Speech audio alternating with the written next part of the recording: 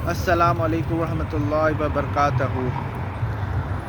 कैसर अहमद राजा साहब और साहिल अदीम के बीच में इंजीनियर मोहम्मद अली मिर्ज़ा को लेकर जो है एक मुकालमा हुआ है, और इससे सिर्फ एक ही चीज़ पता चलता है कि जो लोग जो है इंजीनियर मोहम्मद अली मिर्ज़ा को या गांधी साहब को जो है नीचे करने की कोशिश कर रहे हैं, वो आज के डेट में बहुत ज़्यादा ह्यूमिलिएट हो रहे हैं।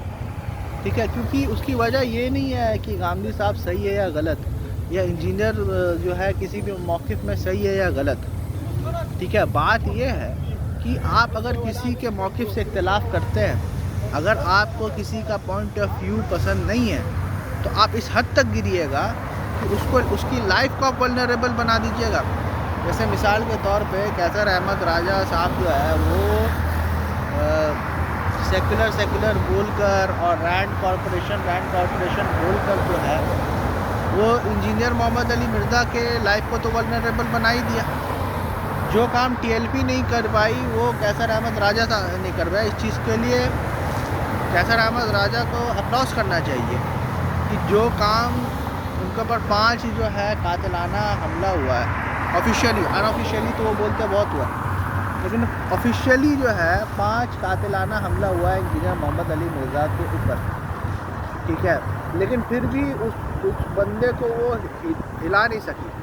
वो फिर भी अपना टोन को कभी भी सॉफ्ट नहीं किया है।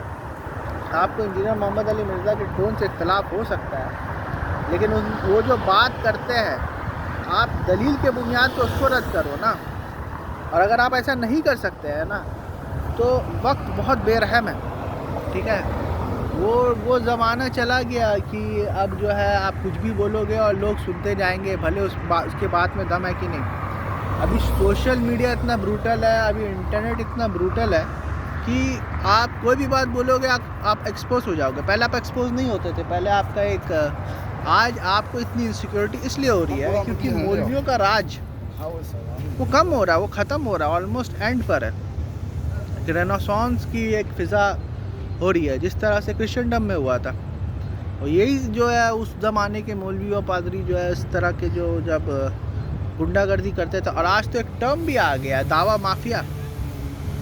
ब्रो हाजी जो है वो इसके ऊपर बात करता रहता है कि कैसे उम्मत का पैसा, कैसे फ़लस्तीनियन इशू को जो है यूज़ किया जाता है अपने बैंक बैलेंस को भरने के लिए। तो दावा माफिया, और ये तो ऑलरेडी एक इस्तिलाह में आ गया। और इवन हमजा जॉटिस्ट, मैं तो फिर भी बहुत एक सॉफ्ट दावा बॉयज़ बोलता हूँ, दावा ब्रोज बोलता हूँ, बहुत सॉफ्ट है। लेकिन ये हमजा जॉटिस्ट जो कि खुद एक दाई है, वो क्या बोलते हैं, एल्गोरिथम प्रोस्टिट्यूट, ये वर्ड यूज़ करता है कि कुछ दाई जो है वो एल्गोरिथम प्रोस्टिट्यूट है। तो सोचो जब इनके ऊपर आती है तो ये किसी को नहीं छोड़ते। आप खुद जो है दावा गाइज को देखो, ये अदनान रशीद है, ये डेनियल हकीकत जू है, और भी कितने सारे मोहम्मद हिजाब है, और ये सब है। ये लोग आप देखो आपस में लड़ते रहते हैं, ये फाइट अमंग देमसेल्व्स। ये लोग जो है आपस में लड़ते रहते हैं। तो it is all about your ego, it is all about your personal glory, it is all about your personal finance. बहुत सारे दावा जो जैसे हमजा डेन वाला जो है वो तो अपने फ़ैन से रिक्वेस्ट कर रहा है कि उसका जो है डेट जो है उसका जो है अदा कर दे। क्यों अदा कर दे भाई? हम लोग 9 to 5 जाकर जितने सारे लोग नौकरी कर रहे हैं, वो लोग क्या पागल है कि अपना पैसा जो है तुम्हारा जो है डेट, वो लोग खुद डेट में कितने सारे हैं, उनका डेट कौन पूरा करेगा? तो आप अपने फेम को जो है अपनी पर्सनल जायदाद, और यही चीज़ फ़लस्तीनियन कॉज के लिए भी यूज़ हुई। और ये फ़लस्तीनियन कॉज के लिए तो उम्मत का पैसा ये लोगों ने ये किया ही किया है।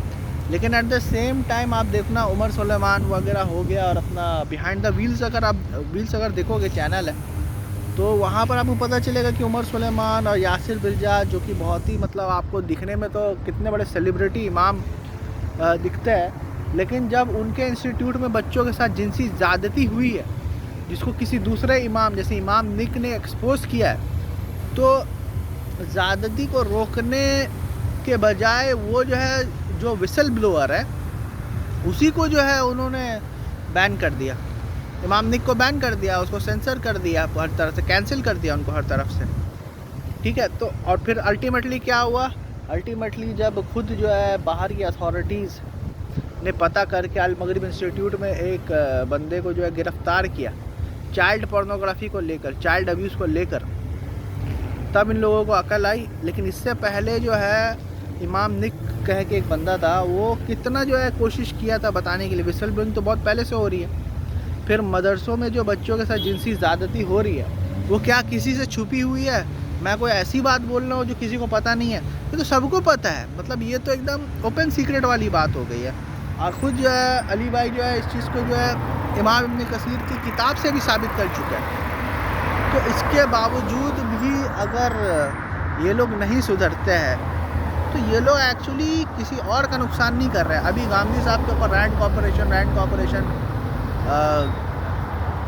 का जो इल्ज़ाम लगाया उन्होंने, तो क्या गांधी साहब का के काम के ऊपर कोई इफेक्ट पड़ा? गांधी साहब के इमेज के ऊपर कोई इफेक्ट पड़ा? कोई इफेक्ट नहीं पड़ा।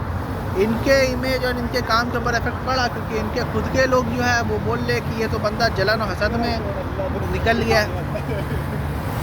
अभी आप देखो अदनान रशीद देने लकी के जुर्म में होता रहता है। अभी वो शिया को लेकर हुआ, कई बार देने लकी के जू ने भी गलत बोला और कई बार अदनान रशीद ने भी गलत बोला। कई बार देने लकी के जू ने सही बात कही और कई बार जो अदनान रशीद ने सही बात बोली।